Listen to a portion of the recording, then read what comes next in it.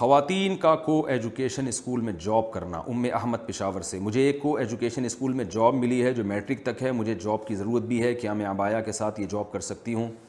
جی نہیں, یہ جاب جائز نہیں ہے. کو ایجوکیشن میں اگر آپ جوان ہیں اور جوان عورت کا اس طرح مردوں میں جا کے, ٹھیک ہے آپ برقعے میں ہوں گی, لیکن برقعے میں بھی تو وہ تو کبھی کسی مردوں کے سامنے سے گزرنا پڑے تو برقعہ پہن کے گزر سکتی ہیں. مستقل وہاں کھڑے ہو کر روزانہ ان کو ٹیچ کرنا, ان کو پڑھانا, یہ یقیناً فتنے کا ذریعہ ہے. لیکن اگر آپ کا مسئلہ یہ ہے کہ آپ کے پاس یعنی کوئی کمانے والا نہیں ہے اور گھر میں جو مرد ہیں وہ بھی کفالت کے لیے تیار نہیں ہے, تو پھر ایسی مجبوری میں کوئی اور جاب بھی نہیں مل رہی, تو پھر ایسی مجبوری میں آپ پردے کے ساتھ یہ جاب کر سکتی ہیں.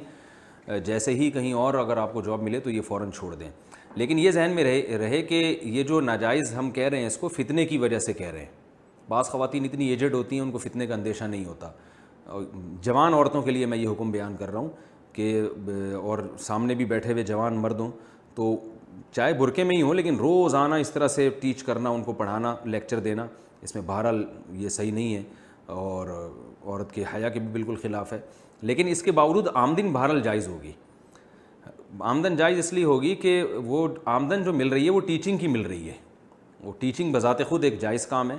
تو اس لیے جب میں نے اس کو یہ کہا کہ جن صورتوں میں ایسا کرنا ناجائز ہے تو وہ یعنی فتنے کی وجہ سے ناجائز ہے, تو اس ناجائز ہونے کے باوجود جو تنخواہ ملے گی اس کو ناجائز نہیں کہا جا سکتا, کیونکہ تنخواہ جو مل رہی ہے وہ تو ٹیچنگ کی مل رہی ہے, اور ٹیچنگ بذات خود ایک جائز کام ہے. اس کا طریقہ کار غلط ہو رہا ہے, تو طریقہ کار جب غلط ہوتا ہے تو پھر اس کو آمدن بہرحال ناجائز نہیں ہوتی, کیونکہ آمدن تو وہ جو ہے نا اس ٹیچنگ کے عوض میں آپ کو دی جا رہی ہے.